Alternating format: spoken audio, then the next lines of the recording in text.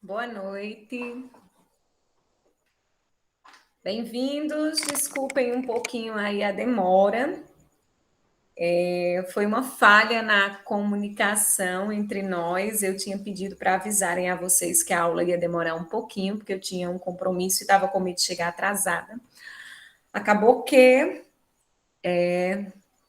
tivemos que atrasar aí uns 10 minutinhos, tá certo? Mas vamos logo direto a... Vou fazer direto ao assunto. O pessoal está conversando aqui no bate-papo. Boa noite, minha gente. Saiu a concorrência, né? Como é que vocês estão agora diante disso? Dessa situação, sabendo da concorrência? Quantos vocês vão ter que derrubar?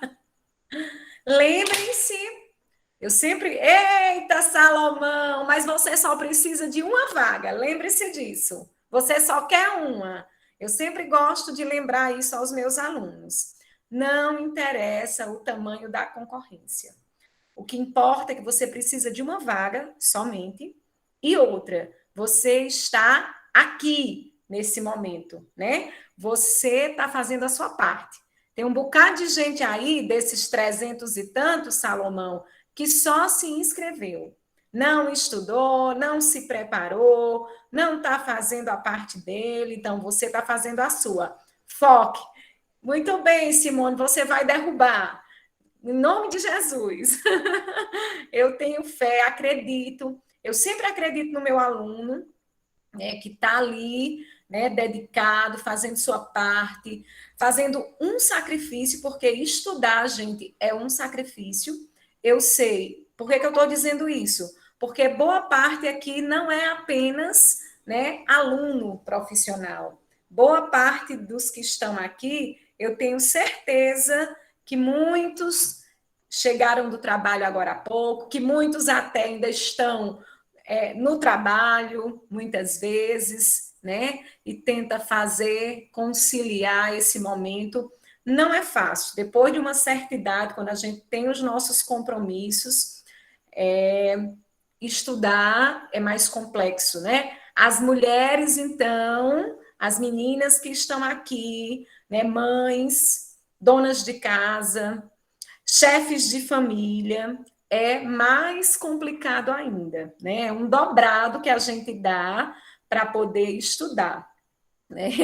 Eu digo, Jaque deve ter chegado agora, né, Jaque, do trabalho, é corrido.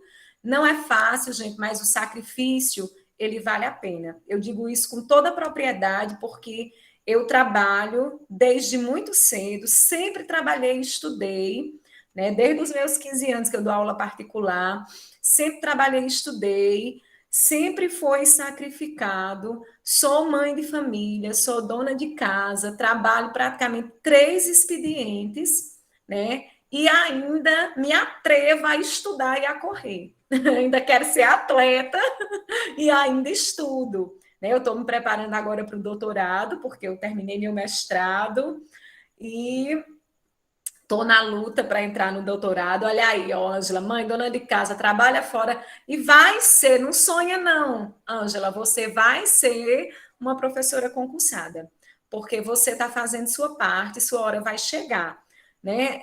Tudo é no tempo de Deus, certo, gente? Deus, ele nos prepara para recebermos as graças no momento certo. Às vezes a gente acha que é o tempo certo, mas Deus sabe de tudo. Ele nos prepara, né? Ele nos amadurece, ele organiza a nossa vida, né? Porque quando a gente pensa que está tudo pronto para a graça acontecer, Deus ainda sabe muitas vezes que está faltando alguma coisa. Então, sua hora vai chegar, né? Só não desistam, porque toda vida que a gente desiste dessa batalha que é estudar, a gente volta para o final da fila, né? Começa tudo de novo. Então, gente, muita força, né? A reta final aí, o concurso, né, já se aproxima, pessoal de Iguatu, já que minha amiga que está aqui já vai fazer concurso também, a seleção dela no dia 23, então foquem essas últimas semanas, procurem fazer o diferencial. Ah, professora, mas eu já estou me dedicando, eu já estou me esforçando, eu já estou estudando na madrugada, estou vendo aí muita gente dizendo isso. procure, se tiver mais um tempinho, a horinha vaga que você tiver, vá lá, tenta revisar alguma coisa, você está fazendo a diferença, né? Tem candidato que está dormindo, tem candidato que não está fazendo nada, e você está fazendo sua parte. E outra coisa, vou dizer um negócio a vocês.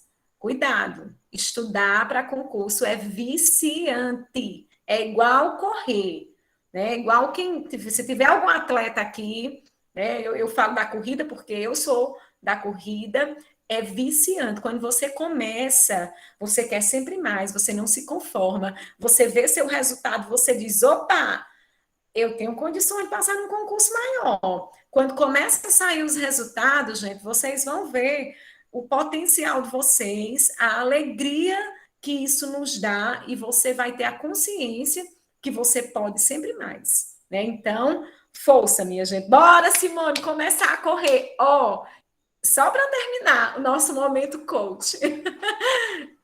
Desconfie, viu, Simone? Eu gosto muito de dizer assim, não é só de correr, eu falo da corrida porque eu faço parte da corrida, faz 8 anos que eu sou atleta da corrida. Esses últimos quase 2 anos de pandemia, né, eu diminuí um pouco os treinos porque diminuíram as provas, é igual fazer concurso. Eu sempre, é igual estudar, na verdade. Eu costumo comparar, a gente só treina direitinho quando está inscrito. É igual se preparar para um concurso. Você só estuda se você tiver inscrito. Então, meu conselho é, se inscreva. Vem aí, não sei quantos concursos, só o nosso governador anunciou 13, gente. Então, Ige... Salomão, ajeitei, porque eu fui para a missa nesse instante, que eu faço parte de uma comunidade de oração, aí hoje era a renovação dos votos, aí eu fui para a missa, por isso ajeitei o cabelo.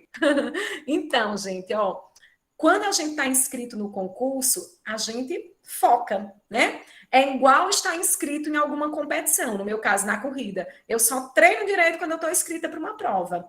E eu gosto de distância, eu não sou velocista, eu não trabalho com velocidade, eu trabalho com resistência.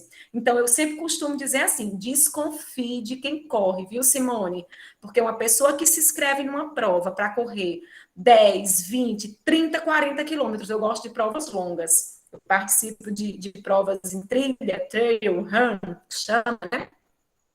E aí eu digo que uma pessoa que se determina a correr, ela faz tudo o que ela quiser na vida, né? Porque você condiciona não só a correr, gente, é qualquer esporte. Quando você passa a competir, você passa a se disciplinar. Então, você tem horário para treinar, você consegue estudar. Quando eu passei no mestrado, eu estava inscrita numa maratona, 42 quilômetros. Eu estava estudando para o mestrado, trabalhando 300 horas, porque eu trabalho 300 horas, certo? Acho que eu trabalho é mais, porque eu trabalho todo dia, manhã, tarde e noite, somando dá mais de 300 horas. Então, eu trabalhava os 3 expedientes, vamos dizer assim, que é melhor, arranjava tempo para treinar para a maratona, para os 42 quilômetros, e na madrugada eu estudei para o meu mestrado, né, vinha já me preparando, mas foquei nos últimos 6 meses, completei minha maratona sem caminhar, um tempozinho longo, mas eu completei do jeito que eu queria,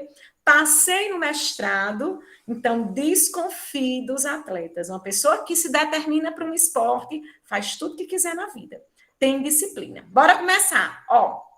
O material de hoje, né, como sempre eu venho fazendo, dividindo nossa aula em 2 blocos, né, para a gente trabalhar aí conteúdos diferentes. Então, como semana passada eu falei de denotação e conotação, eu quis hoje já focar um pouquinho nas figuras de linguagem, né, tá no edital do nível médio, nível superior, já que está no teu edital também, e vamos falar de concordância, né, que também está aí no edital, não, no programa, né, tanto do médio quanto do superior.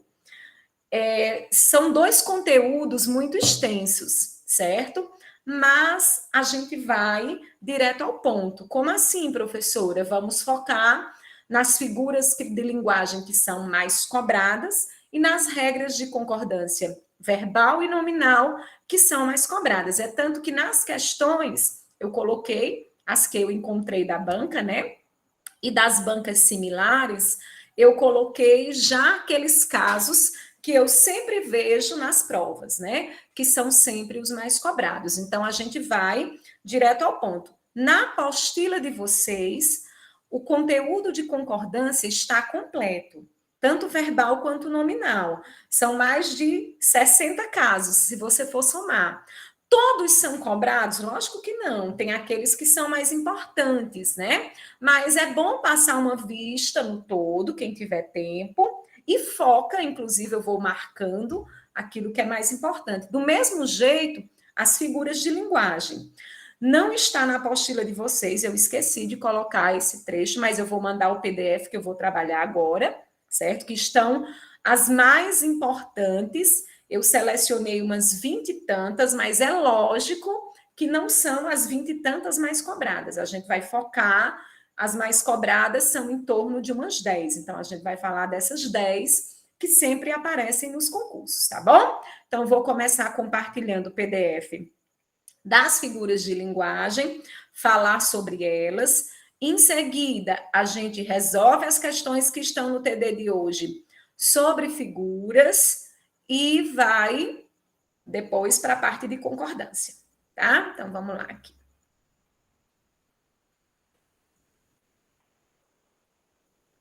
Qual a página da apostila, Sandra, que eu não estou encontrando? A página da apostila, Boa noite. a parte de concordância, boa noite. Lá na concordância, a parte da apostila é 70, certo? Mas a parte de figuras de linguagem, que é essa que eu vou compartilhar agora, eu vou mandar para vocês assim que a aula terminar. Deixa eu ver se eu consigo colocar aqui um bate-papo. Se eu não conseguir, não tem onde anexar. Às vezes até tem, mas não estou vendo um negocinho, um clipezinho, não. Enfim, eu mando assim que a aula terminar. Oh, meu Deus, parei, foi o compartilhamento. Perdão, gente. Aqui. Vamos lá. Então, semana passada já vai aparecer aí para vocês. Semana passada nós encerramos a nossa aula falando sobre denotação e conotação, né?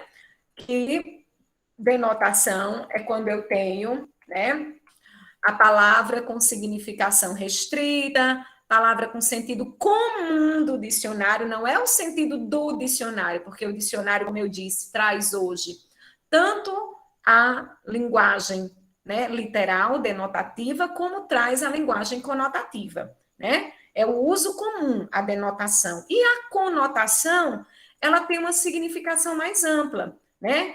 Ela traz aí uma possibilidade de várias interpretações, né? É uma linguagem rica, expressiva, usada de modo criativo. Então, a conotação é onde a gente chama de linguagem conotativa ou figurada, né? Então, aí é onde entram as figuras de linguagem. Por que figurada, professora? Né? Porque quando a gente faz, né, usa a linguagem denotativa, a gente faz uma associação com alguma imagem, com alguma coisa. Né? Então, figura faz uma analogia com algum outro elemento. Por isso que a gente chama linguagem figurada, certo? As figuras de linguagem, né, são muitas. Né? Se eu for relacionar todas, dá mais de 30, certo? Porém, tem aquelas que são mais cobradas. Então, a gente vai falar das que são mais importantes, certo? E no PDF, né, irão, só nesse PDF aqui, tem mais de 25, que são importantes, essas 25, né? Cobradas com muita frequência. Mas, mesmo assim, eu vou selecionar dentre essas 25 aquilo que vocês precisam focar, tá? E aí a gente começa, gente, só lembrando, se alguém precisar falar alguma coisa, né, fala aí no microfone, porque neste momento que eu estou compartilhando, minha tela está ampliada aqui, eu não estou vendo bate-papo, tá? Então, primeira coisa que a gente lembra, né, em relação às figuras de linguagem é a metáfora e a comparação. Só um detalhe, né, que a banca de vocês não tem costume de fazer isso, mas é bom sempre lembrar. As figuras de linguagem, elas são divididas em grupos. Figuras de palavras, figuras de pensamento, figuras de construção ou sintaxe e figuras de som. São divididas em 4 grupos. Isso é uma divisão didática só para facilitar, né, a compreensão, certo? Mas a banca não vai perguntar a você se é uma figura de palavra, se é uma figura de construção, ela não vai te perguntar isso, né? Mas ela pode dizer no enunciado, por exemplo, assinale a alternativa em que, né, tenha uma figura em que as figuras de palavras, aí você pode achar que está falando de outro tipo de coisa, né? Mas figura de palavra, figura de som, figura de pensamento, figura de construção ou sintaxe são os grupos, né? As subdivisões das figuras de linguagem, tá? Mas a gente não vai se apegar a esse detalhe, não. Então, primeira figura, né, muito cobrada, né, que está presente demais no nosso dia a dia, é a metáfora, né? O que é uma metáfora, na verdade? A metáfora é uma comparação implícita, né? Eu costumo dizer que na metáfora você faz uma afirmação direta. Quando eu digo aí, por exemplo, ó, aquele homem é um leão, né? Quando eu digo aquela menina é uma princesa, ó, eu já estou afirmando, né? De maneira implícita, quando eu digo que aquele homem é um leão, de maneira implícita, eu estou fazendo uma comparação. Né? Eu estou querendo dizer que ele é um leão porque ele é forte, ele é um leão porque ele é bravo, porque ele é valente. Do mesmo jeito, quando eu digo que aquela moça é uma princesa, né? Djavan diz, o amor é um grande laço, né? Um passo para uma armadilha. Olha, então ele já afirma diretamente. Quando ele diz é um grande laço, né? Ele está fazendo aí uma comparação implícita que o amor amarra as pessoas, né? Então, se a metáfora é uma afirmação direta, certo? Fazendo associação com algum elemento, elemento esse que está implícito, né? Quando eu digo ele é um leão, pode ser porque ele é bravo, porque ele é forte, porque ele é valente. Então, o elemento comparativo, ele está implícito. Já na comparação, né? O que é, eu não vou ler diretamente o que está aí na apostila, não, tá, gente? Pode ser que tenha algum exemplo que eu não fale, né? Já na comparação, o que é que acontece?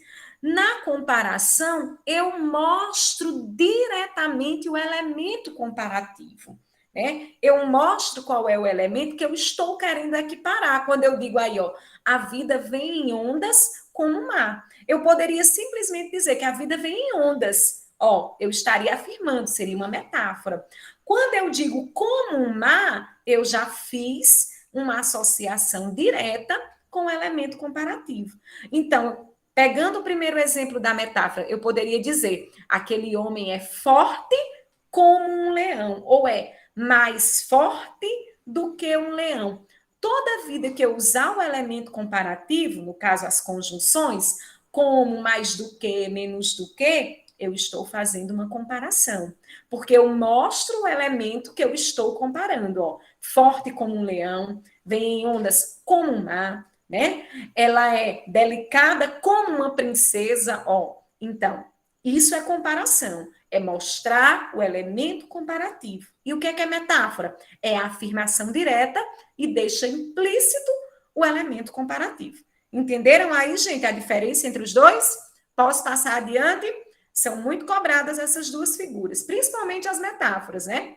As bancas gostam de dizer, assinale a alternativa onde está, né, a metáfora, ou no sentido figurado, aí em geral, mas sempre que disser no sentido figurado, tá, gente? Pode aparecer qualquer figura de linguagem, qualquer uma. Né? As metáforas são mais comuns porque elas são usadas, né, com mais frequência, tudo bem? Vou passar adiante. Então, ó, essas duas, metáfora e comparação, vou até destacar, certo? São muito cobradas. Descendo um pouquinho. Metonímia, pronto. Outra figura que as bancas também gostam. O que é uma metonímia? A gente usa muito no nosso dia a dia e muitas vezes não tem, né, essa consciência. Né? Uma metonímia é quando eu troco uma palavra por outra. Só colocar aqui o carregador, gente. Eu troco uma palavra por outra, certo? Porque existem existe entre essas duas palavras uma proximidade. Como assim, professora? Tanto faz eu dizer uma como dizer a outra, que você sabe do que eu estou falando. Por exemplo, a gente diz muito assim, ele comprou todinho, né? Que, na verdade, quando você vai olhar a marca do produto, nem foi um todinho, foi um achocolatado qualquer. Às vezes a gente compra até o mais barato, né? Ah, vou comprar um Nescauzinho, mas Nescauzinho é o mais caro. Então, eu compro outra marca, certo? Mas a associação que eu faço é, né, Nescau, eu troco o Nescau pelo achocolatado. Do mesmo jeito, eu vou comprar Bombril. Bombril não é o produto, Bombril é a marca. Eu troco a marca pelo produto. Por quê? Porque existe uma relação tão próxima entre um e outro que tanto faz dizer Bombril como dizer palha de aço. Às vezes, até se você disser palha de aço, que a gente não está acostumado, as pessoas não vão nem saber o que é que você quer, né? Então, eu troco um elemento por outro, isso é metonímia, porque existe uma proximidade entre eles. Ó, a gente diz muito assim, fulano não tem teto, né? É só o teto que ele não tem? Não, dizer que não tem teto tem a associação com a mesma coisa de dizer que não tem casa. É a mesma coisa que dizer ele não tem coração, né? É porque eu quero dizer o quê? Que é só esse órgão que ele não tem? Não, o coração está associado ao sentimento, ele não tem sentimento. Então, metonímia é trocar uma palavra por outra, certo? Porque existe entre elas uma relação próxima, tanto faz uma como a outra.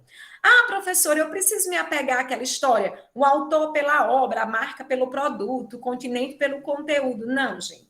A banca de vocês não vai adentrar nesse detalhe. Ela, no mínimo, vai trazer uma frase, né, e pedir para você identificar, como a gente vai ver daqui a pouco, qual é a figura que tem lá, certo? A metonímia, né, existem vários tipos de metonímia, certo? Entre as coisas, foi essa que eu falei, mas tem uma outra metonímia que é relacionada aos lugares, que aí deixa de ser metonímia e recebe o nome de perífrase. Não é muito cobrada a perífrase, certo? Mas eu vou falar porque já está junto da metonímia, é uma forma de metonímia.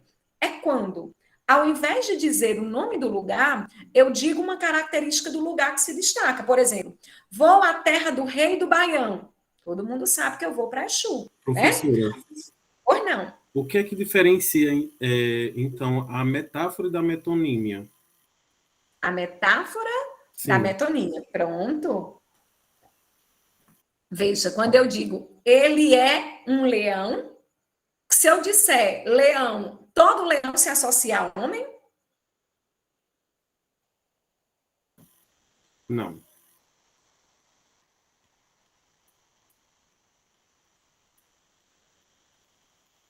Né? Então, fala leão, eu vou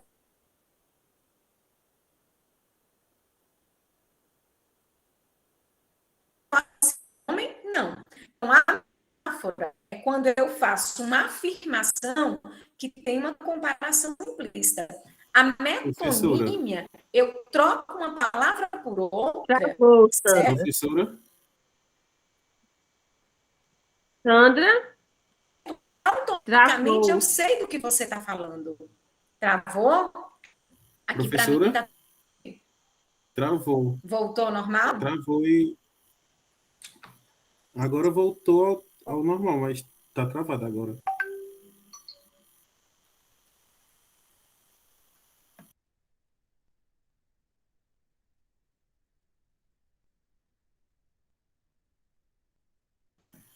Agora voltou ao normal. Voltou, gente? Oi, oi, oi. Agora Peraí, voltou, só viu? que Deixa eu aí trocar isso. eu perdi, a Pronto. gente perdeu. Quer Tá, vou dizer, falar. Voltou ao normal. Tá, vou só na olhar hora pro que tu cabo começou a aqui para ver. explicar, travou. Tá certo, Raniel. Raniel. Ó, Raniel, como eu estava dizendo, deixa eu só botar o cabo aqui, gente. Esse cabo tá com mau contato.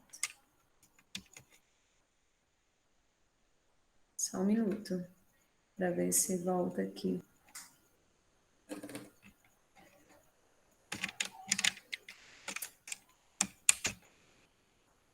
Bom, eu tentei.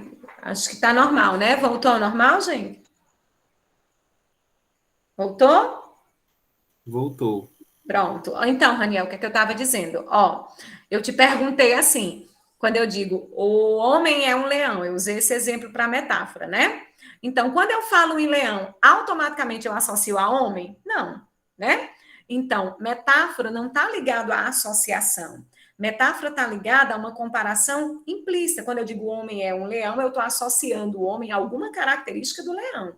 A metonímia, você troca uma palavra por outra e automaticamente você sabe do que você está falando. Quando eu digo assim, por exemplo, li Machado de Assis, o que é que eu estou querendo dizer? Que eu li um livro. Eu não estou querendo dizer que eu li, né, o autor, a pessoa de Machado. Do mesmo jeito, quando eu digo, ó, bebi o copo todo, você não tomou o copo. Mas eu sei que você tomou o líquido que estava no copo. Então, a metonímia é essa associação que eu faço entre as palavras, que tanto faz dizer uma, eu não preciso dizer bebi a água toda que estava no copo, não, eu digo bebi o copo todo, e você sabe, né, que eu bebi o conteúdo que estava lá. Então, a metonímia, ela está ligada à associação de um elemento com outro. Tanto faz eu dizer um como eu dizer o outro, você sabe do que eu estou falando. A metáfora, eu deixo implícito para você associar. O homem é um leão. Ah, porque ele é bravo, porque ele é valente. Não é toda a vida que eu falo de leão, eu não estou falando de homem, entendeu? Não tem essa associação direta. Tudo bem, Daniel? Entendeu a diferença? Compreendido. Pronto. Então, como eu estava dizendo, existe um tipo de metonímia que é chamada de perífrase, que é quando eu troco, ao invés de dizer o nome do lugar, eu troco por uma característica do lugar que se destaca, certo? Quando eu digo aí, a cidade maravilhosa recebe muitos turistas, você já sabe que Cidade Maravilhosa é um título que o Rio de Janeiro recebeu. Então, o que foi que eu fiz? Eu troquei o nome do lugar por uma característica referente a ele. A cidade de luz, estou falando de Paris, agora isso também requer conhecimento de mundo, né? A terra do rei do Baião, estou falando de Exu. Mas quem não tem o mínimo de conhecimento não vai entender, muitas vezes, determinadas associações, tá? Mas perífrase é um tipo de metonímia específica para lugares, tá? E ainda tem uma outra perífrase, ou desculpa, uma outra metonímia que é específica para pessoas que a gente chama de antonomásia. O que é antonomásia? É quando, ó, lembra que é sempre a troca, né? Ao invés de dizer o nome da pessoa, eu digo uma característica dela que se destaca. Quando eu digo, por exemplo, ó, o rei do futebol, né, teve problemas de saúde, estou falando de Pelé, né? O divino mestre, estou falando de Jesus Cristo. O poeta dos escravos, Castro Alves. Mais uma vez, né, em alguns momentos, vai requerer conhecimento extra, né, de mundo, como a gente diz, tá certo? Mas, quando for a troca de uma característica pelo nome da pessoa, né, ao invés de dizer o nome, dizer a característica, eu estou falando de antonomásia, tá? Então, metonímia, perífrase e antonomásia, a troca de uma palavra por outra, né? Perífrase, ou desculpe, metonímia nos objetos em geral, perífrase específico para nomes de lugares, antonomásia para nomes de pessoas, tá? Outra figura, eu vou colocar a metonímia, eu acho que inclusive ela está numa alternativa de uma questão lá de vocês. Então, perífrase não. Vou destacar aqui a metonímia. Quando eu mandar esse PDF para vocês, já vai destacado aquilo que é mais importante. Catacrese, muito comum na nossa fala também, né? O que é catacrese? Às vezes a gente acha estranha a palavra, nem associa ao conceito, né? Mas veja, a catacrese é quando eu faço também uma troca de uma palavra por outra, mas porque ou eu não conheço a palavra específica para aquela coisa, ou então não existe uma palavra específica e apropriou-se de outra, de um outro contexto. Como assim? A gente diz muito assim, o braço da cadeira, né? Braço, na verdade, é um membro do nosso corpo, mas nunca criaram um nome específico para aquela situação, né? Braço da cadeira, perna da cadeira, asa da xícara, ó, vocês vejam que são apropriações que a gente faz de elementos que já existiam, né? E dá nome a outras coisas. Então, a catacrese ela existe ou pela falta de um nome apropriado ou porque desconhece-se um nome mais apropriado. Por exemplo, tem gente que diz a batata da perna, pronto. A batata da perna, né, que a gente chama de que o nome correto é panturrilha, né? Isso muitas vezes a gente usa ou por um vício de linguagem, um coloquialismo, né? Ou às vezes por desconhecimento, né? Porque às vezes, por exemplo, a gente vai falar de alguma coisa relacionada à lombar, né? Ele está com a dor na pá, para dizer que é uma dor aqui na lombar, né? Porque essa parte aqui do nosso corpo, né, tem um formato parecido com a pá, né? Então aí foi feita uma troca. Então, o que é catacrese? É a apropriação, né, de palavras ou para substituir, né,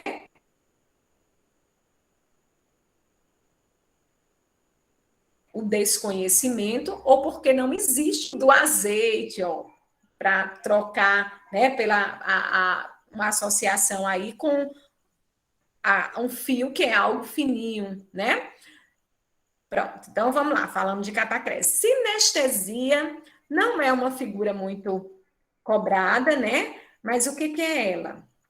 É quando, eu não vou destacar ela, mas eu vou falar rapidinho, né? Quando eu falo de sinestesia, é quando eu faço a associação, né, de palavras que lembram algum dos 5 sentidos: tato, olfato, paladar, certo? Audição, visão. Então, quando eu digo, ó, um grito áspero, grito tá ligado, isso é sempre, ó, consiste em mesclar numa mesma expressão. Então, na mesma expressão, isso aparece mais na poesia, né? No mesmo verso, eu vou utilizar palavras, né, que lembram os 5 sentidos. Um grito áspero, grito tá ligado à audição, áspero tá ligado ao tato, né? Que mais, ó? No silêncio negro do seu quarto, né? Ó, o silêncio está ligado à audição, o negro está ligado ao visual. Isso é até hoje em dia a gente chama até de uma expressão, né, preconceituosa. Aí a gente não pode mais utilizar essas expressões, né? Eu coloquei aí como um exemplo, mas é porque é um verso de um poema, mas a gente não pode mais fazer essas associações, né? Outra figura, então, sinestesia é essa mescla de palavras que lembram um dos 5 sentidos. Aparece mais na poesia, tá? Outra figura que aparece sempre, aí essa eu vou destacar, é o eufemismo, né? O que é o eufemismo? Eufemismo é a suavização das ideias, né? Como assim, professora? Muitas vezes, para a gente não ser grosseiro, não ser direto, né? A gente ameniza com as palavras, né? Diz assim, aquele rapaz não é legal, ele subtraiu o dinheiro para não dizer que ele roubou, né? A gente diz, acho que não fui feliz nos exames, ó, para dizer que não foi bem. A gente usa muitos eufemismos quando a gente vai tratar de morte, né? A gente diz, olha, fulano subiu ao céu, ou partiu dessa para melhor. Descansou em paz, né? Muitos eufemismos são utilizados para falar da morte, porque você não vai chegar diretamente, às vezes, para dar uma notícia de morte, né? Tua mãe morreu. Não, tua mãe descansou, né? Se disser que bateu as botas, também é um eufemismo, Márcio, mais popular, né? Levado para a questão mais cômica, mas esfriou o cabelo, bateu as botas, né? Mas tem gente que não quer saber, não, viu? Aí logo diz a lata. Exato. Não, tem gente que não tem história de eufemismo, não. Seu Lunga, seu Lunga não tinha eufemismo, não, né? Então, o eufemismo é a suavização, né? Às vezes a gente diz assim, mulherzinha, né? As mulheres adoram. É igual a segunda figura, a outra figura, a ironia, né? É muito comum no mundo feminino e nos dias de hoje. Né? A gente diz assim, mulher, cortei o cabelo, ficou bom? Tá bonitinho, né? Bonitinho. Então, para não dizer tá feio, né? É igual, aí eu já vou entrando aí na ironia. O que é a ironia, né? Figura de linguagem. É dizer o contrário do que se pensa. Aí tem um detalhe. A ironia, ela é muito perceptível na fala, tá, gente? É muito fácil você perceber, muitas vezes, quem tem, né, um bom senso, perceber a ironia na fala, né? Porque você muda o tom da voz, eu reviro logo os olhos, né? Aí, então, muda o tom da voz, tá bonito, tá lindo, né? Então, ó, você disse lindo, mas só a puxada no i, a revirada no olho, você já sabe que a pessoa está dizendo o contrário do que pensa. Ah, professor, então como é que isso aparece na escrita? E a gente tem que ter cuidado, porque a ironia na escrita, ela tem que ser marcada com a contradição. Você diz e depois você nega com suas palavras. Como assim, ó?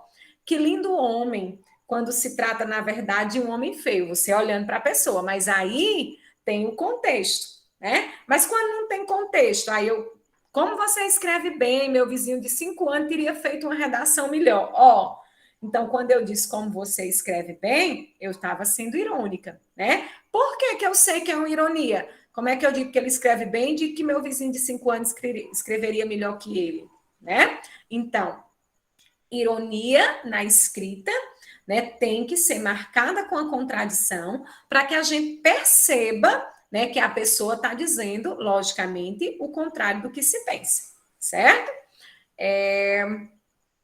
Depois, a hipérbole também é uma figura muito comum, tá? O que é hipérbole? Hipérbole tem a ver com o exagero nas palavras, né? Muito comum quando a gente está com fome, a gente diz, eu estou morrendo de fome, eu comeria um boi, né? Então, já disse isso milhões de vezes, né? Trocentas vezes. Fulano chorou rios de lágrimas. Então, a hipérbole é o exagero, né, intencional para reforçar aquilo que se quer dizer. Né? A gente também usa com muita frequência quando a gente quer chamar atenção, quando a gente quer, né, valorizar as nossas ideias, né? A prosopopeia ou personificação, tá? Que é prosopopeia, professora? É quando eu atribuo, né, a seres inanimados, seres sem vida, eu atribuo a eles uma característica de um ser com vida. Por exemplo, eu digo assim: as portas choraram de tristeza quando você se foi. Ó, porta não chora. Então, eu estou trazendo uma característica de um ser humano para um ser sem vida. A formiga diz para a cigarra. A formiga não fala. Né? Nas fábulas, a gente tem muito a presença da prosopopeia. Né? Você dá vida aos animais, certo? Ó, o sol chorou de alegria. Sol não chora, entendeu? Então, sempre que você associar características de seres com vidas a seres sem vidas ou inanimados, não, né? Não, que não sejam humanos, certo? Você tem uma prosopopeia ou personificação. É a mesma coisa, tá? Antítese, pronto. Antítese e paradoxo. Aqui no início, aí você vai dizer assim, a professora vai falar de todas? Não. Eu vou falar das mais importantes, é porque eu coloquei logo, né, no início as mais importantes, tá? Então, o que é uma antítese? As duas coisas, vou destacar aqui, antítese e paradoxo são muito próximas, tá? O que é uma antítese? É dizer, né, utilizar palavras, utilizar termos com sentido contrário, com sentido oposto. E o que é um paradoxo? Também é utilizar palavras com sentido oposto. Porém, né, como é que eu sei a diferença da antítese para o paradoxo? A antítese, ela, mesmo sendo palavras contrárias, ela possui lógica. Quando eu digo, ó, ele se preocupa tanto com o passado que esquece o presente. É uma frase lógica, né? Preocupar-se com o passado, esquecer do presente. A guerra não leva a nada, devemos buscar a paz. Ó, guerra, paz. Então, está dentro, mesmo sendo palavras que têm sentido contrário, né? Ou ele está entre a vida e a morte. Estou dizendo que ele está muito mal, mas tem coerência. O que é um paradoxo? O paradoxo é quando eu uso também palavras de sentido contrário, mas que chega a ser absurdo. É tão contrário que chega a ser absurdo, né? Aí a gente lembra sempre de Camões, que ele diz assim: o amor é fogo que arde sem se ver. Como é que eu não vejo fogo, né? É ferida que dói e não se sente. Como é que dói e eu não sinto? É dor que desatina sem doer, né? O Nonatos diz, antes que alguém me conte a verdade, né? A gente quer lembrar de um trecho de uma música, a gente só pensa na melodia, né? Aí diz assim, antes que alguém me conte a verdade, eu mesmo abro o jogo. Eu só sei cantando. Faz muito tempo que eu não quero nada do que você quer, ó. Eu não quero nada do que você quer, né? Aí ele vem com hipérbole. O que eu sentia por você na fase que nós começamos, agora eu sinto 10 vezes mais forte por outra mulher, né? Eu não consigo fazê-la feliz, infeliz assim. Essa música dos Nonatos, que o Vicente Neri canta, ela é toda composta de pares antitéticos, né? De antíteses, ideias contrárias, né? E o paradoxo, lembrando, é tão contrário que é absurdo, né? Quando a gente diz assim, dói, mas não dói, né? Então, quando eu digo, ó, na reunião, o funcionário afirmou que o operário, quanto mais trabalha, mais tem dificuldade. Como é que eu trabalho e tenho muita dificuldade? Algum problema tem aí, mas é um paradoxo, né? A gente, quanto mais trabalhava, era para viver, né, com mais tranquilidade, com menos dificuldades. Mas, lembrando, o paradoxo está ligado a ideias contrárias que são absurdas, né? Que se chocam, tá? A literação é uma repetição, não vou falar muito sobre elas, é quando eu tenho repetição, né, de consoantes, tá, de sons nos versos, sons consonantais, ó, o rato, roeu, arroba, não é uma figura muito cobrada, né, o R várias vezes, mas é bom vocês darem uma olhada, tá? Anacoluto também não vou nem me preocupar em falar, porque é uma figura de sintaxe e não é muito cobrada. Pronto, a anáfora sim. A anáfora é uma repetição intencional, né, no início dos versos, né, sempre repetindo aí intencionalmente a mesma palavra. Noite montanha, noite vazia, noite indecisa, né, sempre no início dos versos. Aí, no caso, não está em forma de estrutura poética, de poesia, mas é essa repetição no início dos versos. A elipse também, não vou focar nela, não é. Elipse, na verdade, a gente diz assim, ó, sujeito elíptico. O que é elipse? É a omissão de um termo que pode ser facilmente identificado. Quando eu digo, ó, fomos ao cinema, quem é que está implícito? Nós. No trânsito, carros e mais carros. O que é que está implícito aí? O verbo haver, né? Há carros e mais carros. Então, a elipse é sempre a omissão de um termo. Quando eu digo sujeito oculto ou sujeito elíptico, que é a mesma coisa, é porque eu consigo perceber facilmente esse sujeito, tá? O pleonasmo. O pleonasmo é uma figura muito comum, né? Na nossa fala, ela aparece também com frequência, né? Mas a gente usa muito o pleonasmo vicioso, tá? O que é o pleonasmo vicioso? Né? É aquele que fica meio absurdo, subir para cima, descer para baixo, entrar para dentro, sair para fora. O que é o pleonasmo? É uma repetição, né? Desnecessária, no caso do pleonasmo vicioso, e no pleonasmo literário, né? É uma repetição enfática para reforçar. Né? Ó, quando eu digo essas dificuldades, nós as temos, ó. As temos, eu estou me referindo aí às dificuldades. Então, por que eu repeti? Né? Para dar um reforço. A gente costuma dizer muito assim, eu, por mim, né? Você não faria isso. Se sou eu, obviamente é por mim, né? Mas a gente repete para reforçar. Né? Isso é pleonasmo literário. É uma repetição para dar um reforço naquilo que eu quero dizer. E o pleonasmo vicioso é a repetição desnecessária, tá certo? Polissíndeto, pronto. Para falar de polissíndeto, o que eu vou marcar, porque ela aparece com frequência. O que é o poli? Poli vem de muitos, né? E o que é síndeto? Síndeto é elemento de ligação, no caso, as conjunções. Então, o que é polissíndeto? quando eu tenho muitas conjunções, né, no mesmo texto, no mesmo verso, né, quando eu digo ó, nem o céu, nem o mar, nem o brilho das estrelas, eu tenho aqui, ó, nem, né, que é uma conjunção aditiva. Do mesmo jeito, ó, as crianças falavam e cantavam e pulavam e riam, então a repetição, né, da mesma conjunção várias vezes. Poli são vários, síndeto, elemento de ligação, tá? O assíndeto é o contrário, é essa ausência de conjunções, né? Que aí você vai ter orações sem elemento de ligação. Tem casas, tens roupas, tens amor, tens família. O polissíndeto é mais cobrado do que o assíndeto, mas é bom saber a diferença entre um e outro.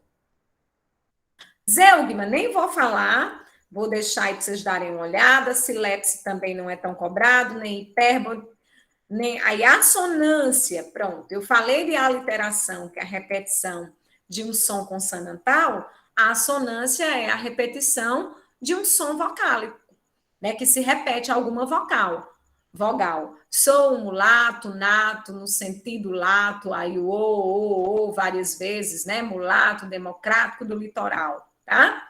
Onomatopeia, as bancas gostam de cobrar, né? E a gente sabe o que é, né? Quem passou pela infância lendo histórias em quadrinhos, famosos gibis, né?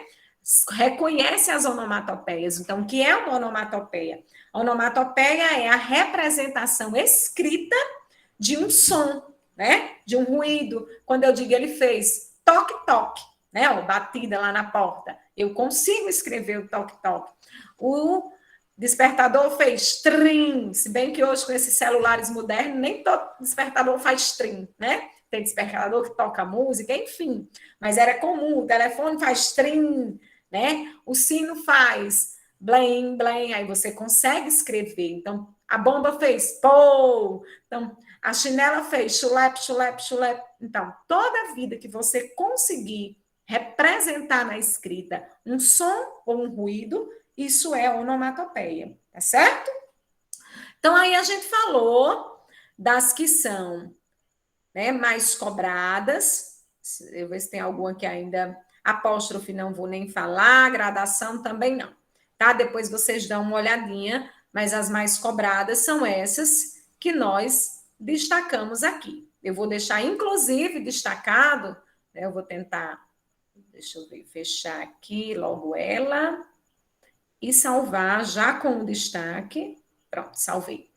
Para quando eu mandar para vocês, né, vocês focarem, né, naquilo que está destacado. Obviamente, quem puder passar o olho, né, nas outras, também não tem problema, tá certo? Vou parar aqui o compartilhamento para a gente resolver o que está no nosso TD sobre figura de linguagem.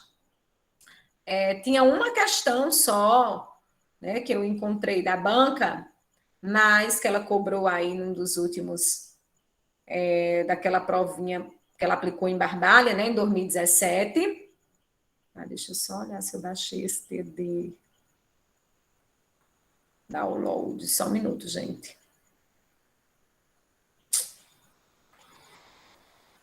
Baixei. Abrindo aqui. Pronto. O TD de hoje, vou abrir, já vai compartilhar aqui para vocês.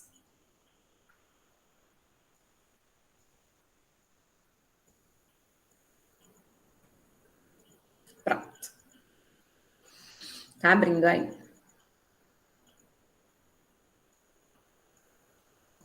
Pronto. Estão vendo já, né? Tá aí a questãozinha, né, da UPA. Na tirinha acima está sendo representada uma figura de linguagem. Sendo assim, marque a alternativa correta. Essa daí tá ótima. Fácil demais. Acabamos de falar, né? Só quem tem memória de peixe que esqueceu. E essa também, né, é muito comum, né? A gente conhece. Professora, Oi? a senhora falou em memória, a senhora que já é aí faz muito tempo que está aí em concurso. Diga aí alguma coisa boa para a memória, o que a senhora viu, porque a senhora não é médico, mas tem experiência. Vou dizer vou falar igual a minha mãe. óleo de fígado de bacalhau. O famoso óleo de peixe. Não, estou brincando, viu, Márcio? Eu tomo ômega 3, tu acha que é? É bom, ômega 3, sim, muito bom. Mas, Márcio, eu não sei, eu até já falei dessa questão da forma de estudar, né? Silvana, minha mãe, quando eu era criança, né? Vou dizer quando eu era pequena, porque eu não cresci, quando eu era criança, lá em casa, minha professora, eu tinha 4 anos de idade, aí a minha professora do maternal, minha memória era péssima, ainda hoje é. Aí ela recomendou óleo de fígado de bacalhau, aquele famoso óleo de peixe, aquele bicho branco gosmento horrível. Tomei aquilo minha infância todinha. Mas o que é que eu costumo fazer, viu, Márcio, para memorizar as coisas? É o meu método. Eu leio e aí depois eu escrevo com as minhas palavras, entendeu? Eu não copio. Por exemplo, eu estou lendo aqui sobre as figuras. Aí eu leio sobre. Lógico que eu não vou memorizar o conteúdo inteiro de uma vez só. Eu pego esse PDF de figura de linguagem. Aí eu leio lá, antítese, né? É utilizar palavras de sentido contrário. Aí li, né? Pronto. Aí eu vou tentar, eu faço assim. Eu tento escrever com as minhas palavras aquilo que eu li, né? Dizendo do meu jeito, criando os meus exemplos, entendeu? Para ver se eu consigo fazer a associação correta. É assim que eu estudo. Eu leio e depois marco, né? Quando eu estou trabalhando em cima dos artigos e tudo, marco e depois escrevo com minhas palavras. Eu só consigo memorizar se eu escrever, né? Mas aí é muito de um para o outro. Tem gente que prefere ouvir, né? Que consegue memorizar ouvindo, gravando a própria voz, né? Ou então lendo alto, porque tem mais habilidade com a audição, né? Tem gente que é vendo, gosta de ver a videoaula, é muito relativo. Eu sou escrevendo, mas aí os exercícios, né? Para a memória, né? A gente está sempre aí tentando, por exemplo, hoje em dia a gente não quer mais fazer uma conta de cabeça, como diz a história, né? Tudo a gente pega o celular e vai lá. Então, tentar, né? Somar, dividir, isso ajuda muito, né? Fazer o básico que envolve a memória. E os suplementozinhos, né? Quem tem, por exemplo, eu sou anêmica por natureza, então eu vivo tomando ferro, ácido fólico, e isso ajuda.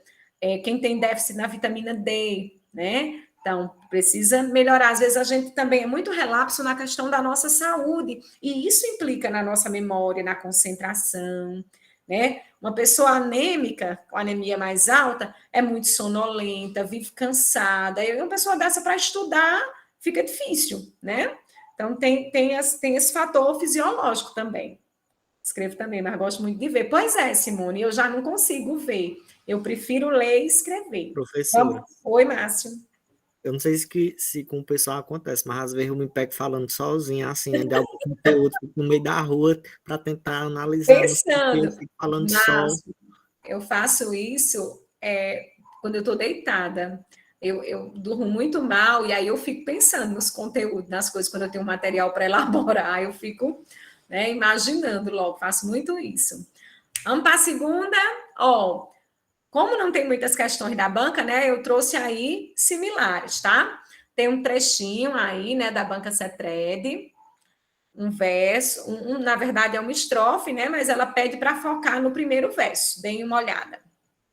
Eu achei essa questão bem interessante, porque envolve também os sinônimos, né? Os conhecimentos extra. E quem não sabe o que é, ele diz, aquela triste leda madrugada. Quem não sabe o que é leda, não vai acertar nunca a questão. Leda quer dizer alegre, tá, gente? O Márcio foi direto, Sheila também. Leda quer dizer alegre, então aquela triste e alegre madrugada. Então, qual é a figura que está presente aí? Letra? Uma antítese. Exatamente, letra Professora, 6. Né? Oi, o que é lida? lida com Sim, I. com I. Tem a ver com o trabalho, né? A nossa lida de sempre. Né? Tem a ver com as situações, trabalho, situação. O verbo lidar, no caso, lidar é conviver com determinadas coisas. E lida, quando a gente usa em forma de substantivo, né? Está ligado à questão, à associação com o trabalho, certo? Tá certo. Pronto, bora lá. Então, gabarito, letra C. Próxima. Professora, Aí, ó, só lembrando, eu já falei dessas outras, né? Eufemismo, antítese, metonímio. Vocês vejam que até nas alternativas, né? Eles colocam aquelas figuras que eu falei que são mais cobradas. Pois não, pode falar. professora, se nesse caso onde tem Leda fosse algo que concordasse com tristeza, seria no caso um eufemismo? Depende, porque triste e vamos dizer assim, Dolorosa. e dolorosa, né? Mas aí ele não estaria suavizando, para ser um eufemismo, né? Tem a ver com a Sinônimo, né? não é só sinônimos. Para ser um eufemismo, tem a ver com a suavização da ideia. Se eu quero dizer que a madrugada, se ela foi dolorosa, eu não estou sendo suave, né? Eu posso dizer triste para não falar de dor, entendeu? Para não ser tão direto, né? Triste porque foi sofrida. Então, mas quando eu digo sofrida, ó, já deixa de ser um eufemismo, algo mais suave, já passa a ser algo mais direto. Entendeu? Vamos para a terceira? Ó, o pavão é um arco-íris de plumas. E de tudo que ele suscita e esplende e estremece, né, e delira. Enquanto procedimentos estilísticos, o que é um procedimento estilístico? É uma figura de linguagem, né? As figuras de linguagem, elas também são chamadas de figuras de estilo, porque elas dão um estilo diferente àquilo que a gente quer dizer, né? Então, identifiquem aí. No caso, ele está dizendo, já nas alternativas, que tem mais de uma, né? Sandra, Oi? parece que essas figuras de linguagem não têm fim, porque a gente estuda, estuda, estuda. Aí nos concursos parece que eles inventam umas que a É, gente não estudou. É uma história é, de quiasmo, de é. alegoria, principalmente para o pessoal da área, né? Veja, elas existem, né? Só que elas não são tão cobradas, né? Essas que você acabou de citar. Tá entendendo, Márcio? Assim, não são tão cobradas nesses concursos, mas, como é que eu posso dizer? A nível de município. Você vai para um concurso de uma banca grande, aí eles vão para onde? Para as figuras menos utilizadas, né? Vai trabalhar o fora do comum. Aí é justamente onde entram as figuras mais diferentes. A Urca cobrou Cinedoc. Eu, diabo, é isso. É, Foi o que eu aprendi o que é. Depois eu fui pesquisar com um tipo de metonímia. exatamente. Mas é porque é a mesma coisa, né? Mas é um tipozinho de metonímia. Ó, então, gabarito, o pavão é um arco-íris, eu já estou afirmando, né? Então, aí eu tenho uma metáfora. E de tudo que ele suscita e esplende e estremece, eu tenho aí a repetição da conjunção e, né? Então, polissíndeto, gabarito, letra A, tá? Então, nós falamos aí das mais comuns, tá certo? E aí, a quarta questão já vai falar de concordância, e também com relação à concordância, nós vamos trabalhar os casos mais cobrados. Só fechar isso aqui. Ai, fechei foi o TD. Oh, que droga. E nada não. Vou abrir de novo. Vou parar o compartilhamento. O que é que vocês estão vendo? O TD. Se eu passar para cá, vocês já vão ver a apostila? Deixa eu ver. Pronto, voltei aí para a apostila, tá? Ó, lá na página 70, né, começa aí a concordância, tá? Então, como eu falei, se eu for somar concordância verbal com concordância nominal, dá para frente aí uns 50 casos, tá? Mas, assim, lógico, né, que os mais cobrados são poucos com relação à concordância verbal e com relação à concordância nominal. É tanto que nas questões eu tentei, certo, já colocar esses casos mais utilizados. Mas a primeira coisa que a gente precisa entender com relação à concordância é o conceito, né? Porque às vezes a banca trabalha com a base, com a regra geral da concordância. Por exemplo, na concordância verbal, qual é a base da concordância verbal? É eu entender que o verbo ele precisa concordar com o sujeito. Nós não falamos de sujeito, porque a banca de vocês não vai cobrar termos da oração, né? Ela já pula de termos da oração, ela tira esse conteúdo e vai para orações, no caso do nível superior, né? Orações coordenadas e subordinadas. No nível médio, ela não coloca. A gente vai falar sobre orações semana que vem também, tá? Mas aí hoje eu preferi falar logo de concordância, que envolve tanto o médio quanto o superior. Então, quando a gente fala de sujeito, sujeito é o ser ou a coisa de quem se fala, né? Então, o verbo, na concordância verbal, a gente vai começar falando da verbal. Na concordância verbal, a base dela é o verbo concorda com o sujeito. Então, se eu digo, ó, meus filhos chegaram com fome. Quem foi que chegou? Não foram os filhos? Sujeito está no plural, mesmo sendo o sujeito simples, um só, né? Porque a base é filho, o núcleo. O verbo tem que ir para o plural. Por quê? Porque o sujeito está no plural. Se eu digo, meu filho chegou com fome, né? O verbo vai ficar no singular, porque o sujeito está no singular. Professora, se eu colocar o sujeito no final, chegou com fome meu filho, chegaram com fome meus filhos, a mesma coisa. Independente do lugar que o sujeito vem estar, quando eu só tenho um, tá? Quando eu só tenho um sujeito, independente do lugar que ele esteja, o verbo vai concordar com ele. Isso é a base da concordância verbal. O verbo concorda com o sujeito, não é o contrário, tá?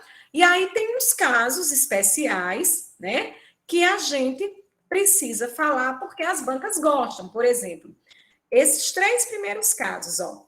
Sujeito formado por expressão partitiva, sujeito coletivo especificado e sujeito de quantidade aproximada.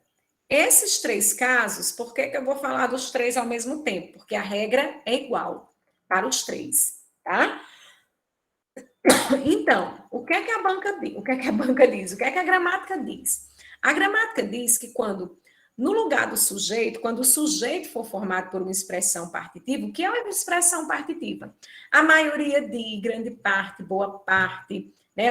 Eu estou utilizando uma expressão que indica parte. Quando essa expressão ela aparecer seguida de um substantivo, eu posso colocar o verbo no singular ou no plural. Eu tenho 2 opções de concordância. Quando eu digo a maioria dos alunos, veja, olha a expressão, a maioria, né? Mas vem seguida de quem? De um substantivo plural, dos alunos. Então, eu posso dizer a maioria dos alunos apoia, e quando eu digo apoia, coloco o verbo no singular, eu estou concordando com a expressão. A maioria apoia. Quando eu coloco o verbo no plural, eu vou, nesse caso, estar concordando com o especificador dos alunos. A maioria dos alunos apoiaram. Ó, parte dos ônibus apresentou, parte apresentou, ou parte dos ônibus apresentaram. Professora, se a expressão não vier com especificador, logicamente o verbo vai ficar no singular, porque a expressão é singular. A maioria concordou, né? Parte voltou, né? Uma porção recebeu, certo? Então, se a expressão não tiver especificador, o verbo vai ficar no singular. Se vier um especificador e ele estiver no plural, eu tenho as 2 possibilidades de concordância. Do mesmo jeito vai acontecer nos substantivos coletivos, né? Como assim, professora? Em geral, no substantivo coletivo, o verbo vai ficar na terceira pessoa do singular. Por quê? O que é um coletivo? Coletivo é aquela palavra que mesmo no plural, ou desculpa, mesmo no singular, indica conjunto. Quando eu digo um bando, né, um conjunto de pessoas, um enxame, um conjunto de abelhas. Então, quando tiver coletivo, o normal é ficar na terceira pessoa do singular. Um bando saqueou, um enxame pousou. Mas se eu especificar, ó, a mesma coisa da expressão partitiva. Se eu especificar, eu vou ter 2 possibilidades de concordância. Um bando de bandidos saqueou, e aí eu concordo com bando. Um bando de bandidos saquearam, concordando com bandidos, tá? A mesma regra também vale para expressões aproximadas. cerca de, perto de, mais de. Quando eu tiver expressão aproximada, é a mesma coisa. Se a expressão vier só, verbo no singular, né? Expressão especificada. Ó, mais de 500 pessoas participou, né? Concordando com a expressão, ou mais de 500 participaram. Cerca de, né? 200 crianças comemorou, né? Cerca de 200 crianças, como o especificador está no plural, comemoraram, tá? Então, essas regras, elas aparecem com muita frequência, principalmente a primeira, né? Da expressão partitiva. Uma parte adora as questões, adora a história da maioria de, né? Nomes que só existem no plural, eu vou falar, não é tão cobrado, mas é bom falar. Estou falando dessas bancas mais que elaboram o município, tá, gente? Veja, os Estados Unidos, o que é isso? Nomes que só existem no plural. A gente chama de nomes pluralizados, né? Está sempre no plural. Então, automaticamente, como é que eu vou fazer essa concordância?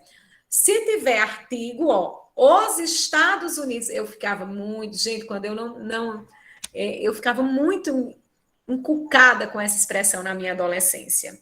Quando eu vi a mulher do jornal dizer, os Estados Unidos são um país, eu ficava pensando, oxe, como é que os Estados Unidos é só um e essa mulher diz são, né? Eu, na minha adolescência, já fazia o 8º ano por aí.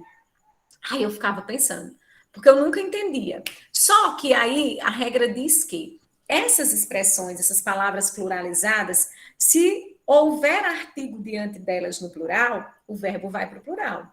Se não tiver artigo no plural, se eu dissesse Estados Unidos, aí mesmo a expressão sendo pluralizada, o verbo ficaria no singular. Estados Unidos é, certo? Aí, se o artigo também tiver no singular, o verbo fica no singular. O Amazonas fica, né? Ó, artigo no singular, verbo no singular. Artigo no plural, verbo no plural. E se não houver artigo, o verbo vai ficar no singular, certo? Por isso que poderia ser, sem o artigo Estados Unidos, os Estados Unidos são. Tudo bem? Aí eu vou dar uma pulada aqui. Na apostila tem tudo, tá, gente? Mas eu vou focar naquilo que é mais importante. Ó, sujeito para porcentagem, né? Quando eu tiver percentual, também é muito cobrado. É bem parecido com aquela regra lá da expressão partitiva. Ó, esse percentual, se ele vier seguido de um substantivo, tá? O verbo vai concordar com o substantivo. Para vocês entenderem. Por quê? Quando a gente fala de numeral, se é é singular. 1% ficou, 2% ficaram. Essa é a lógica, né? Mais de o verbo vai para o plural. Mas, ó, se essa porcentagem vier especificada, eu vou concordar com o especificador e não com o numeral. Ó, 35% dos candidatos reprovaram. Claro, 35 é mais que 1, mas eu deixo o verbo no plural. Aqui segue uma lógica. Ó, agora, 5% do orçamento deve. Por que é deve, professora? Se 5% é mais que 1?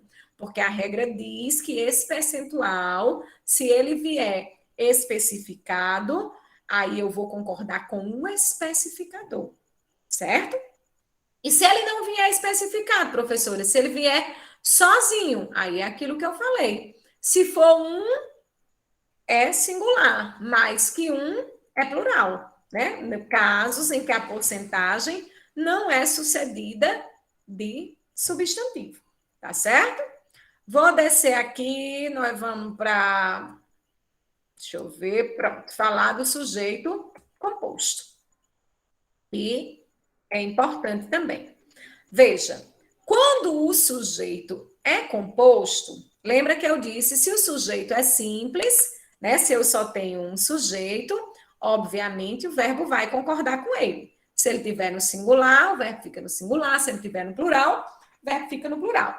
Mas quando eu tenho sujeito composto, 2 ou mais, ó, João e Maria, pais e filhos, como é que vai ficar essa concordância? Como é que isso vai se dar? Depende, né?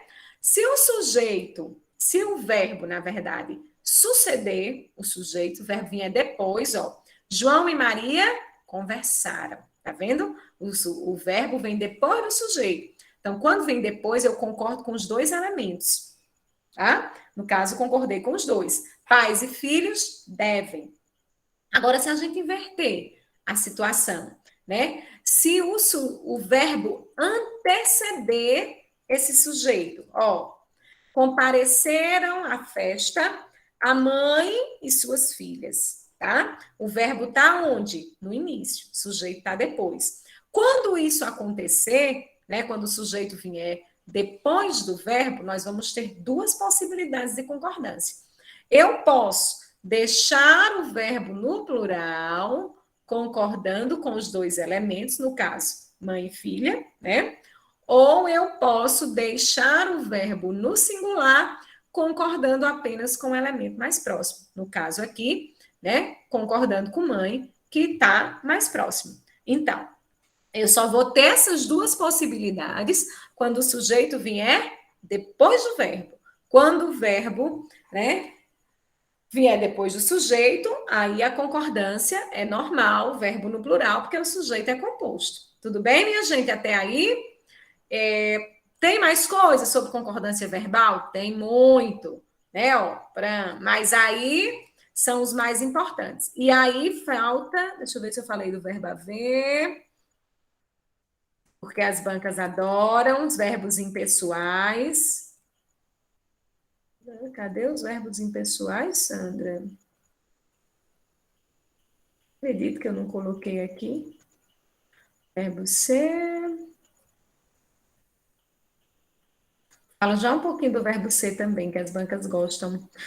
Mas não acredito que eu não coloquei verbo impessoal. Opa, peraí, deixa eu ver. Mas... Só um minuto, gente. Deixa eu olhar se nesses que eu pulei tem uns impessoais. Não acredito. Mas eu vou falar. Então, tá aqui, coloquei Ave Maria, regra 13. Falar que tá bem aqui. Ó, o que são os verbos impessoais? Os verbos impessoais são aqueles verbos que não admitem a presença de sujeito, tá? Então, se eles não têm sujeito, esses verbos eles vão ficar sempre na terceira pessoa do singular, né?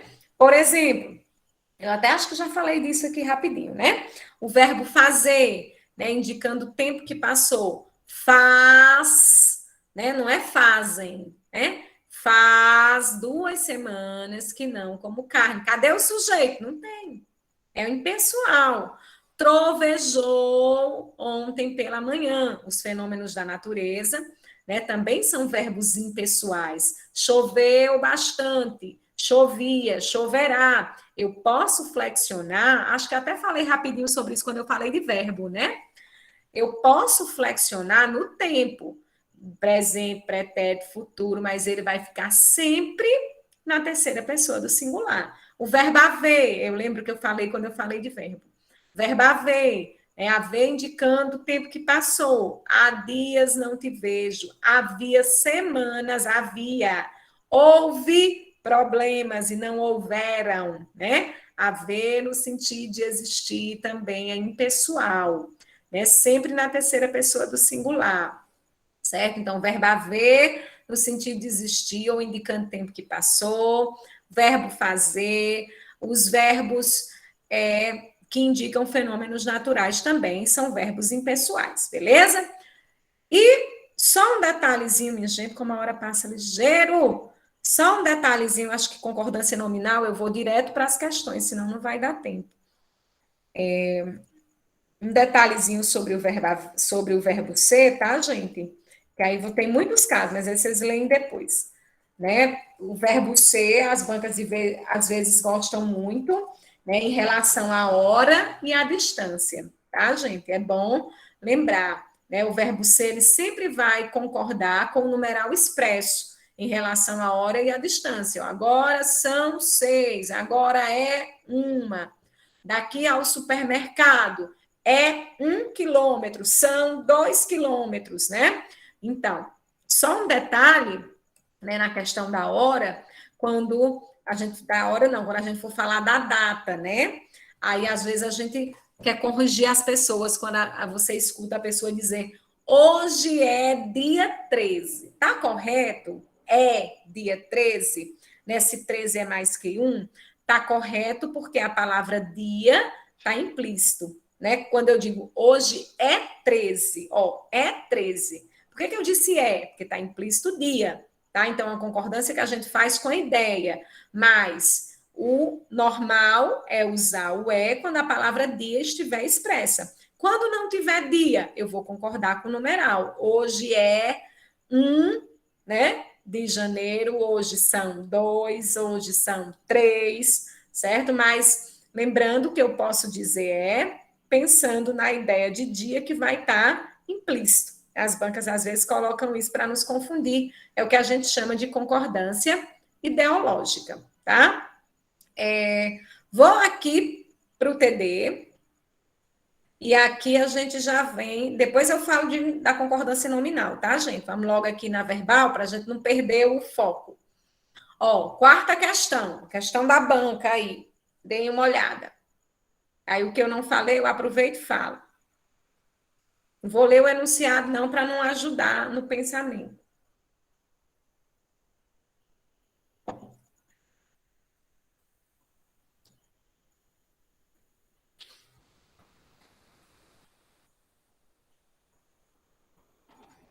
Isso daí tá ótima, né?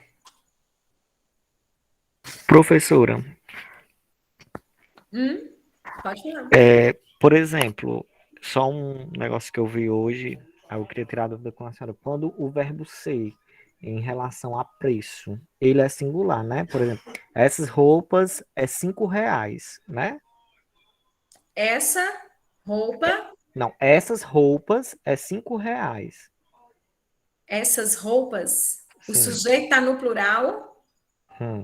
Ó, veja Isso. só. Tá certo ou tá errado? Porque eu vi em algum lugar. Pronto. Veja, é porque assim, no caso do verbo ser, né? Aí, no caso, você tem sujeito e tem predicativo, né? Essas roupas é o sujeito, verbo ser, R$ 5 é o preço das roupas, veja só. Então, você tem o sujeito no plural e tem o predicativo no plural. Aí, quando isso acontecer, ó, vou até mostrar bem aqui na minha cara a regra. Eu não falei sobre isso porque não é muito comum, né? Ó, mas quando isso acontecer, o que é que eu tenho aqui? Ó? Sujeito no plural coisa, predicativo coisa. Roupa é coisa. E o e R$ 5 também é coisa. Quando a gente fala de coisa, é porque não é uma pessoa, tá? Então, o que é que a regra diz? A regra diz que quando o sujeito for plural e o predicativo, né, estiver no singular, o verbo vai ficar no singular concordando com o predicativo, certo? E ou eu posso sujeito no plural, predicativo no singular, o verbo pode ficar no plural. Então, essas coisas, essas roupas, né? São R$ 5, ou essas coisas é R$ 5, certo? 5, né? No caso aí, o numeral 5, não é com os reais, entendeu? As duas possibilidades estariam corretas diante da regra. O mais comum é usar no singular, Márcio, certo? É o mais comum, mas as duas formas estariam corretas. Já resolveram? Ó, letra A, né? Ele pede, na concordância verbal, os verbos impessoais, a gente falou nesse instante, né? Não apresentam sujeito. Onde é que eu tenho o verbo impessoal? Na letra A. Eu vou aproveitar, vou falar aqui das outras regrinhas que estão postas, nas outras alternativas. Ó, nessa letra B, vende-se casa. A gente vê muito, né? O que é isso? É a concordância do verbo com o sujeito está passivado, né? O sujeito é casa, casa é vendida, se eu fosse colocar, no caso aí, na ordem direta, né? Mas por que o verbo está no singular? A gente vê muito também isso errado, vendem-se, né? Ou então o contrário, vende-se casas, né? Então, ó, Sujeito no singular, verbo no singular. Se fosse casas, professora, sujeito no plural, verbo no plural, né? As crianças estão, ó, sujeito simples no plural, verbo no plural. João e Maria comeram, sujeito composto, verbo vem depois, concorda com os dois elementos, tá? Só revisando o que a gente falou. Essa quinta é interessante. É uma questão que fala sobre a regra geral da concordância. E ainda ele pede para você identificar o seguinte, ó, o verbo destacado deve sua flexão, quer dizer, por que que o verbo foi flexionado, né? A palavra sublinhada em... Eita, cadê o verbo? O verbo não está destacado. Eu vou destacar aqui, ó. Ativa, tá? Aí ele, ó, o verbo destacado deve sua flexão, ele foi flexionado, né, por causa da palavra que foi sublinhada. Então, em qual alternativa isso está correto? Ó, na letra A, por exemplo, o rato ativa a alavanca obsessivamente, a comida saindo ou não? Acho que o verbo é, desculpa, é saindo, tá, gente? Vou tirar o ativa. Só tirar o destaque aqui. Vale, menina, foi o que eu fiz. Não é isso que eu quero, não. Pronto, voltei aqui. Só para ver se vocês entenderam o raciocínio da questão.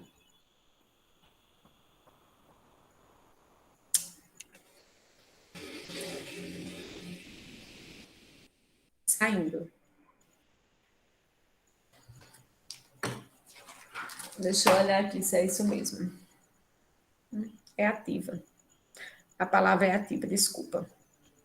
Ctrl Z. Ai, que coisa chata. É ativa mesmo, é porque eu esqueci de destacar o verbo. Então, ó, eu já vou pular porque tá lá em cima. Eu já tô vendo que comida não tem nada a ver com ativa. Ativa tá no singular por causa da palavra rato. A ideia que a banca quer é essa. O enunciado é bem esquisito, né? O verbo destacado deve sua flexão, a palavra sublinhada. Então, a palavra sublinhada é comida. Ativa não está no singular por conta de comida, está por conta de rato, certo? Letra B, vamos lá.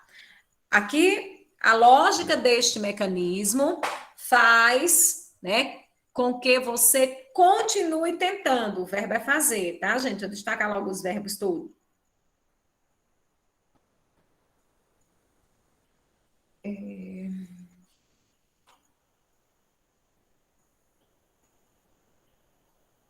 Na letra C, o verbo é aconteceu.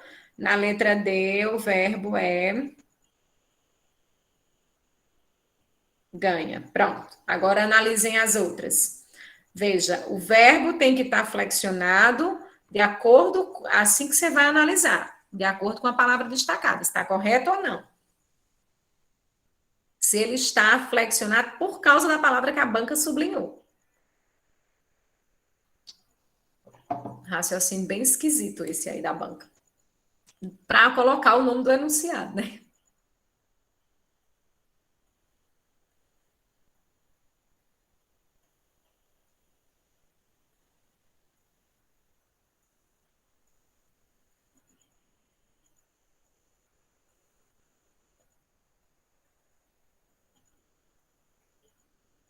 Entenderam o raciocínio?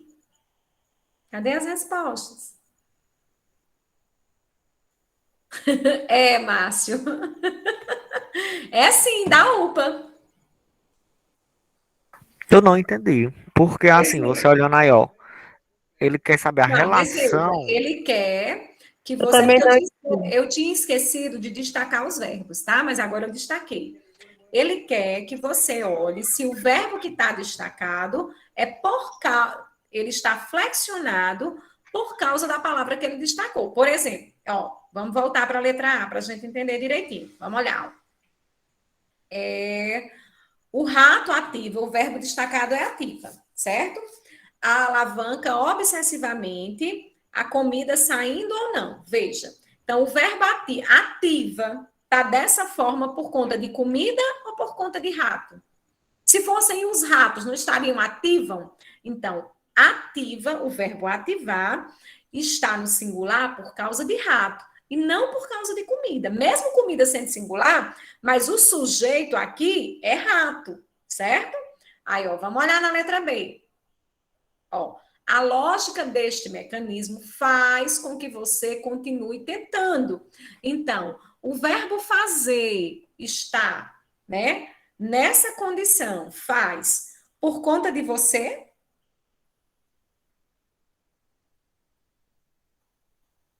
Ou quem? Aí eu vou. Sandra, como é que eu vou pensar? Você vai procurar quem é o sujeito.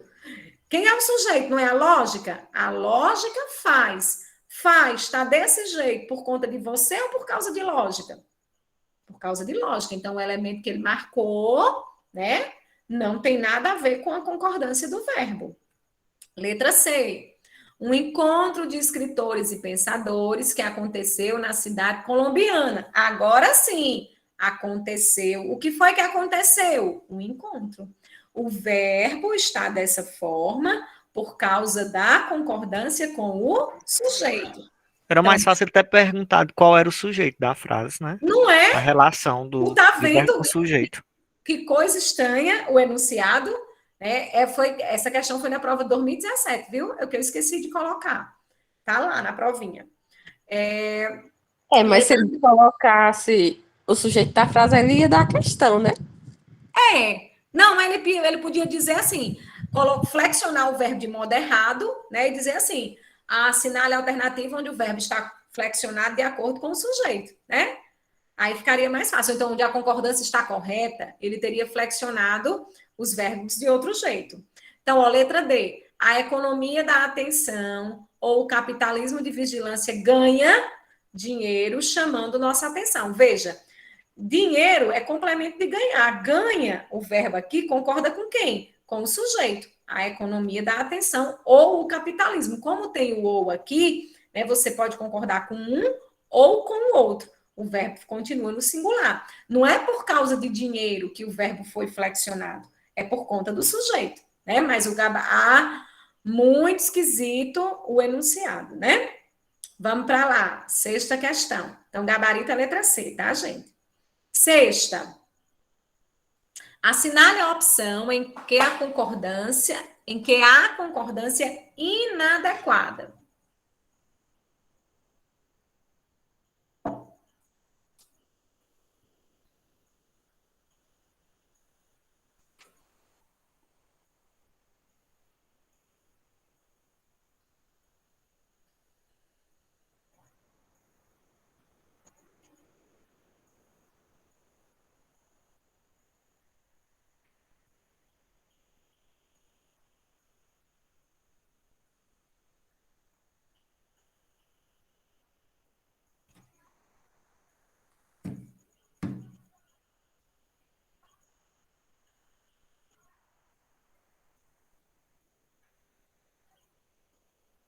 Corretíssimo, né? Letra D. Vamos lá, ó. Ele quer inadequado. Letra A tá ok, né? A maioria dos estudiosos acha. Por que que acha, professora? Porque quando eu tenho expressão partitiva, eu posso tanto concordar com a expressão partitiva ou com o especificador, né? A maioria dos conflitos foram, nesse caso eu concordei com conflitos, né? Mas se colocasse foi, concordando com maioria, também estaria correto. Deve haver, né, bons motivos, ó, mesmo bons motivos, parecendo ser o sujeito, mas não é, porque o verbo haver aí está no sentido de existir, deve haver, né, bons motivos é complemento do verbo, e toda vida que eu tiver verbo impessoal, gente, se ele tiver numa locução, o verbo que vem junto também vai ficar, né, no singular. Então, se ele colocassem aí devem, né, estaria errado. De casa à escola são, né? Eu falei disso agora há pouco. O verbo ser, indicando tempo ou distância, tem que concordar. Desculpa, tem que concordar com o numeral expresso. Então, tá errada a letra D.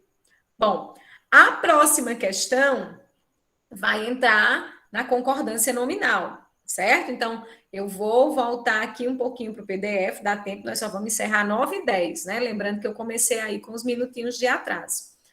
Eu vou voltar aqui para o PDF, ó, o conteúdo de concordância nominal, tá logo em seguida, né? Depois que termina aqui, ó, o verbo ser, eu venho falar de concordância nominal, tá? Então, para a gente entender primeiro aí, né, a regra geral da concordância nominal. Quando a gente fala de nomes, né, nós estamos falando, eu disse isso na nossa primeira aula, né? Quando a gente está falando de nomes, nós estamos falando do substantivo e dos determinantes do substantivo, das palavras que acompanham o substantivo. Quem, professora, que acompanha? Os adjetivos, os artigos, os pronomes, os numerais. Professora, eu estou vendo um nomezinho aqui, ó. Os particípios, né? São verbos, na sua forma de ideia concluída, que os particípios funcionam como adjetivo. Né? Quando eu digo assim, por exemplo, ele tinha comprado, comprado está no particípio, que é uma ação concluída, tá? Então, veja só. O que acontece com os determinantes do substantivo, as palavras que acompanham o substantivo? A regra diz que eles devem concordar em gênero e em número com o substantivo, certo? Logicamente, a gente não erra na flexão dos artigos. Eu não digo a menino, né? As menino. Não. Na flexão do artigo, é tanto que as regras, elas vão girar em torno do substantivo e do adjetivo. Por quê? Porque é onde a gente tem mais dúvida. Ou então, substantivo, adjetivo e advérbio, né? Porque tem alguns adjetivos que, ou então os pronomes que parecem, e aí a gente tem que ter cuidado, né? São palavras iguais, só vai mudar de função, né? No caso, a palavra bastante, a palavra muito, que tanto pode ser pronome como pode ser advérbio. Então, são com esses casos específicos que a gente tem que se preocupar, porque a gente não erra na flexão do artigo, a gente raramente erra na flexão do numeral, a gente não diz 2 meninas, né? A gente sabe que é feminino, 2, né? 3 meninos, 1 menino, não tem erro entre o artigo, entre o numeral, que acompanha o substantivo. Mas na hora dos adjetivos, dos advérbios e alguns pronomes, a gente se confunde, tá? Então, a gente foca especificamente nessas regras. A regra geral é: os determinantes do substantivo concordam com ele. Primeiro detalhe, ó, se eu tiver um adjetivo para um substantivo, um para um, né? Não tem erro. Os celulares, ó, o substantivo é celular, né? Barulhentos, substantivo no plural, adjetivo no plural. As pernas trêmulas, substantivo no plural, adjetivo no plural. Se fosse o celular barulhento. Não estou falando de verbo, estou falando do adjetivo que caracteriza o substantivo. Onde é que eu vou ter dúvida? Quando tem um para um, não tem problema, não. A gente tem dúvida quando tem mais de um adjetivo, né? Então, quando eu digo, ó, compramos barato o carro e a casa. Veja, eu tenho um adjetivo e 2 substantivos. Como é que isso vai funcionar? A regra diz que quando... Tá algum problema, gente? A regra diz que quando eu tiver 2 substantivos e um adjetivo, né? E esse adjetivo vier antes, eu posso concordar com o mais próximo. Ó, barato, o carro, nesse caso eu concordei com o carro, né? Mas eu poderia dizer, compramos baratas as roupas e os sapatos, ó, baratas, eu concordei, aqui no caso, com o mais próximo. Então, quando o adjetivo vem antes, eu só tenho a opção de concordar com o mais próximo. Quando o adjetivo vem depois, tá? Aí eu tenho 2 opções. Eu posso concordar com o mais próximo, pão e bolo gostoso, concordei com bolo. Pão e bolo gostosos, concordando com os 2 elementos. Pão e rosca gostosa. Agora, se eu quisesse colocar concordando com os 2. Pão e rosca gostosos. Por que gostosos, professora? Porque quando eu tenho masculino e um feminino, quem vai prevalecer, se eu colocar o adjetivo no plural, é o masculino que vai prevalecer, tá certo? Então, quando você tiver dois substantivos para concordar com um adjetivo, você vai olhar a posição do adjetivo. Tá antes? Concordo sempre com o elemento mais próximo. Tá depois? Posso concordar com o mais próximo ou com os dois.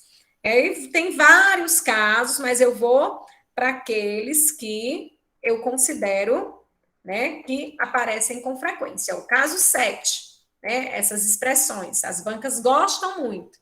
É proibido, é necessário, é bom, é preciso, é permitido. O que acontece com essas expressões, né? A regra diz que quando elas vierem acompanhadas de substantivo sem determinante, substantivo que a gente chama de genérico. O que é um substantivo genérico? É um substantivo que vem só. Quando eu digo entrada, é um substantivo que está sozinho. Agora, se eu disser a entrada, aí já está acompanhado de um artigo. Esta entrada já está acompanhado de um artigo. Então, o que a regra diz? A regra diz que quando essas palavras aparecerem, se o substantivo estiver sozinho, genérico, a expressão não vai mudar. É proibido visitação. Aí, por que ela mudou aqui, professora? É proibida a visitação, porque o substantivo vem acompanhado de um determinante, ou de um artigo, ou de um pronome. É necessário respeito, tolerância.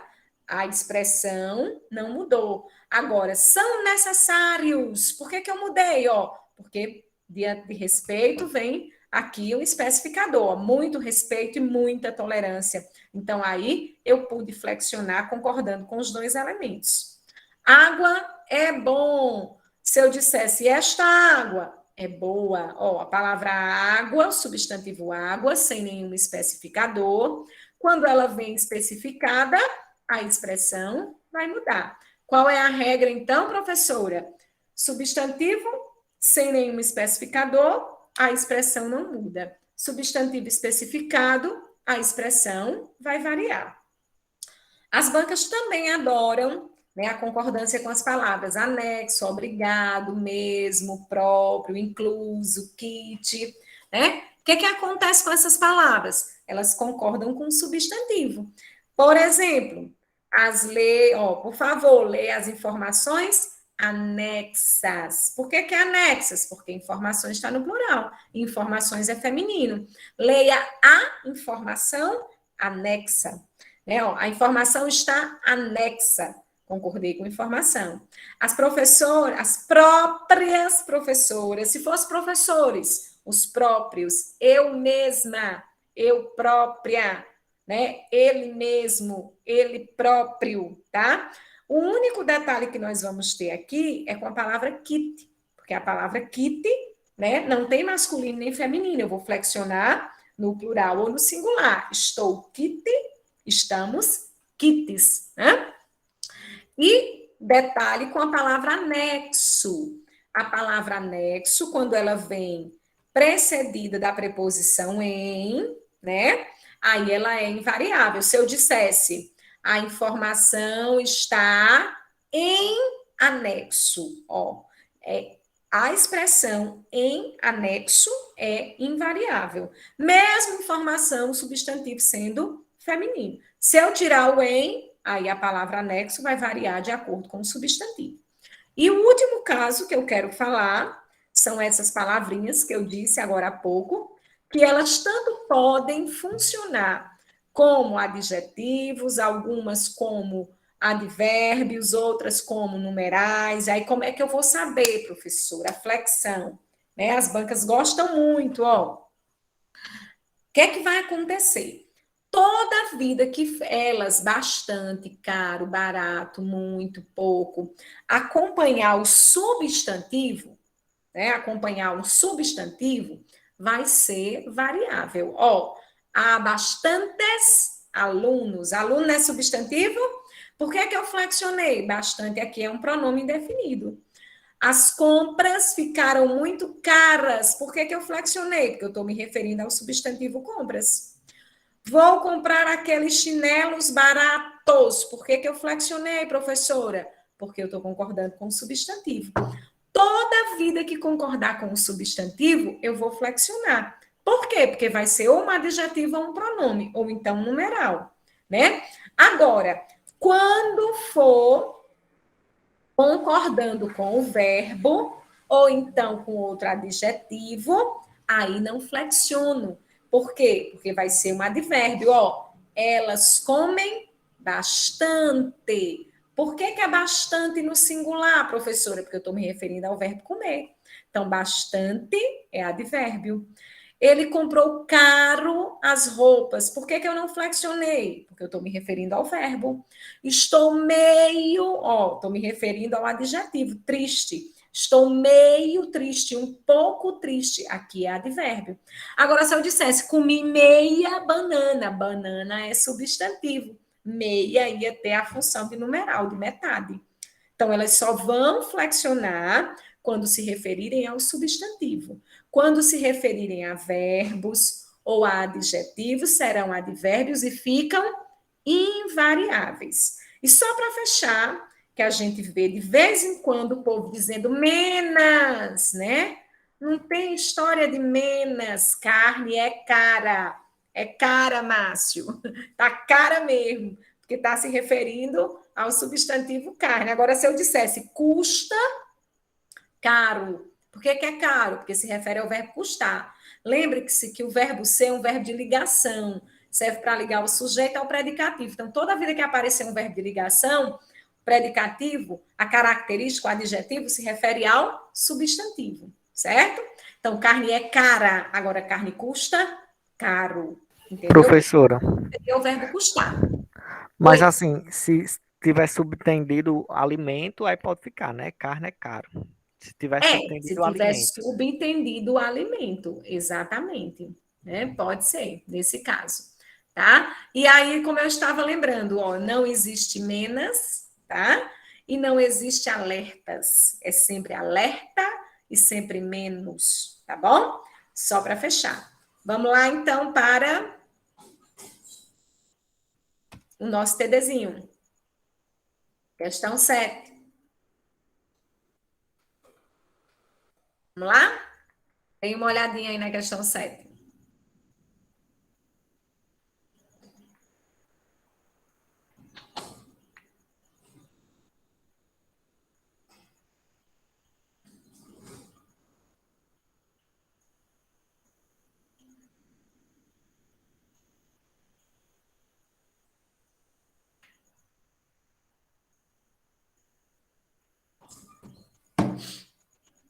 E aí?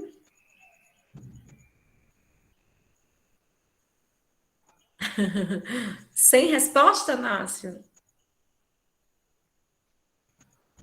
Eu. Porque. Não, deixa o pessoal falar aí, que eu não tô enxergando. Pra mim, estão todas erradas. Hã? Eu acho que. Esperar ainda, viu?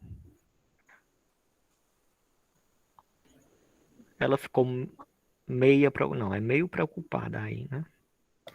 Eu acho que eu vou com a Anexos. letra C, porque esse meia aí. Não, mas ele Não, quer a correta. Ah, que é a sim, é verdade, correta. é a correta. Todas estão Eita, erradas. Ó, tá, não, anexos. você tá confundindo só um detalhezinho que você não tá prestando Ó, atenção. eu vou dizer aqui o que eu tô vendo, ó. Anexos, não, anexas nossas últimas fotografias. Certo, Ela então ficou meio preocupada. só um detalhe. Quem é o foco da concordância em nossas últimas fotografias?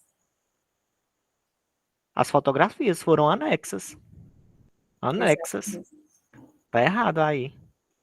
Ela Último, mesma confirmou. Ela mesma. Aí deve foi ter sido muito um errinho de criticado. digitação, porque, exato, Todas era para estão ter sido erradas. anexas, anexas. É, tá incorreta, tá? É verdade. Anula. Tá nula.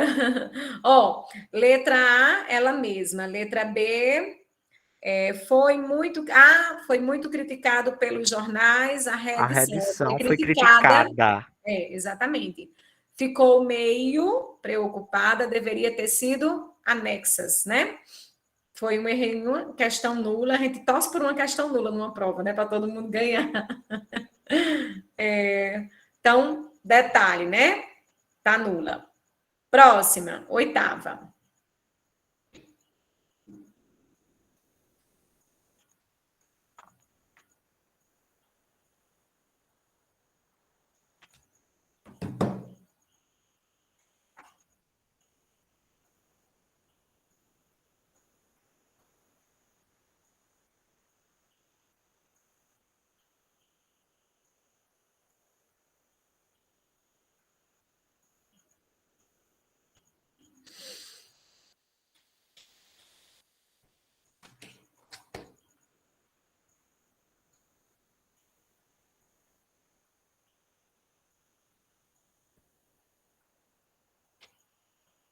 E aí?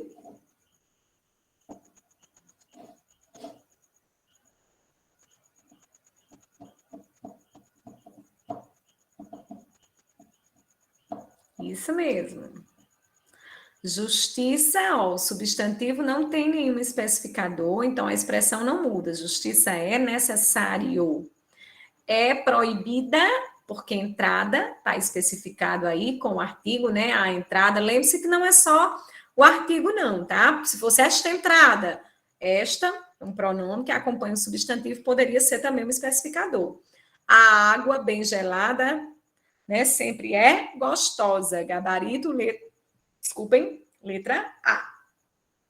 A última questão, né? Eu coloquei aí uma questãozinha de interpretação, né, que a banca trouxe em uma das provas, certo? Só para a gente falar um pouquinho, a banca, ela não traz comumente, ela pode até mudar o estilo dela, tá, gente? Eu costumo dizer que quando é um concurso que tem uma concorrência muito alta, às vezes as bancas querem dificultar e mudar o estilo de prova. Ela pode trazer aquela prova com texto inicial, 2, 3 questões de interpretação? Pode sim, até porque não sei se vocês já se deram conta, a prova de vocês vai ter 20 questões de língua portuguesa. Eu achei um absurdo, porque dá para cobrar, minha gente, a gramática todinha indo e voltando, né? 20 questões de língua portuguesa é muita coisa, certo? Então, ela pode muito bem trazer um texto base. Ave Maria. Ela pode trazer um texto base e trabalhar 2, 3 questões de interpretação. Ela não faz isso comumente, ela vai direto, né, para as questões gramaticais e traz questões soltas de interpretação, uma tirinha ou um trechinho, tá? É isso que ela faz comumente, mas ela pode mudar o estilo, né? Porque a concorrência está muito alta e às vezes isso acontece, tá? Mas em uma das provas que ela elaborou, a única questão de interpretação que tinha era essa daí, uma tirinha, que eu quero que vocês leiam, para a gente fechar fazendo a interpretação do texto. Só lembrando que interpretar, né, é diferente de compreender. Né? Compreender está ligado à leitura, né? Aquilo que eu li sem análise nenhuma. Né? Para interpretar, eu preciso analisar, eu tenho que levar em conta os implícitos, o contexto, mas sempre se apeguem ao texto, que é a base que vocês têm. Sheila já fez. Jaque também.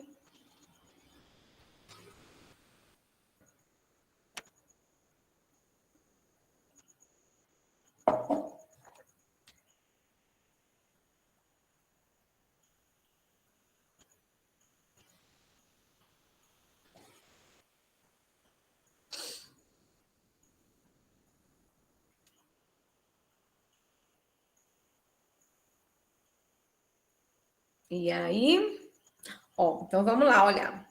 A maioria já está fazendo aí, né? A gente tem uma tirinha aí muito comum, né? Mônica e Cebolinha. A gente já sabe que é comum, né? A Mônica ter essa implicância com Cebolinha, mas ainda na situação ele diz: "Pela aí, Mônica, né? Vamos resolver." Ele tem um problema de dicção, né? Ele troca o R pelo L. Nossas diferenças num jeito inteligente, né? Tudo bem, como? Que tal com um tabuleiro de xadrez, né? Então, ele trouxe uma proposta, né, diferente aí para a Mônica, de um jogo, só que Mônica usou o tabuleiro para bater nele. Então, letra A. O Cebolinha queria resolver as diferenças trocando o coelho pelo tabuleiro, a intenção dele não era essa. Professora, como é que eu sei? Não tem nenhum elemento no texto que leve a gente a acreditar, né, que ele queria que ela trocasse o objeto pelo qual ela estava batendo nele, né? Pelo contrário, a cara dele de animação, ele não queria apanhar de novo, né? Olha a expressão dele. O Cebolinha queria somente fugir da surra pela cara dele, né? Se ele tivesse com a cara meio... Cuidado, gente, que quando a gente tem esses textos, né, que envolvem imagem e palavras, né, textos mistos, verbais e não verbais, a gente precisa observar, né, a expressão das personagens. No caso, Se ele quisesse somente fugir da surra, ele teria colocado uma carazinha assim, né, de desconfiança, de sarcasmo, e a cara dele é de animação, é de proposta mesmo de mudança, né? O Cebolinha não aguentava mais levar coidadas e pediu para a Mônica bater com o tabuleiro, nada a ver. E o gabarito, como vocês bem, né, marcaram aí, é realmente letra D, né? Ele queria trocar aí a coelhada pelo jogo, né? Olha a cara de felicidade dele dizendo isso para a Mônica. Então, sempre que a gente for trabalhar a interpretação, né, levar de fato em conta todos os elementos que você tem, analisar todos eles com muito cuidado, tá? Aí a gente encerra, a apostila, lembrando, a partir da página 70, tem todo o conteúdo, né, de concordância verbal e nominal, mas foquem naqueles casos, né, que a gente falou. Vocês podem, inclusive, tomar como base os casos que eu coloquei no TD, né? E, com relação às figuras de linguagem, eu vou mandar o PDF que eu trabalhei, eu vou mandar para o Ezequiel agora e ele envia para vocês, tá certo? Boa noite para todo mundo, até quinta-feira, se Deus quiser. Arrocha o nó, como diz a história aí na reta final, vamos fazer a diferença. Força, coragem, tá? Não desistam enquanto você pensar em fraquejar, lembre-se, né, que você está batalhando aí, né, por uma segurança na sua vida, tá bom? Beijo grande, minha gente, para todo mundo. Fiquem com Deus, né? Um bom final de semana. Beijo, minha amiga Jaque. Tchau, tchau, Márcio. Deus abençoe cada um de vocês, viu? Tudo de bom. Tchau.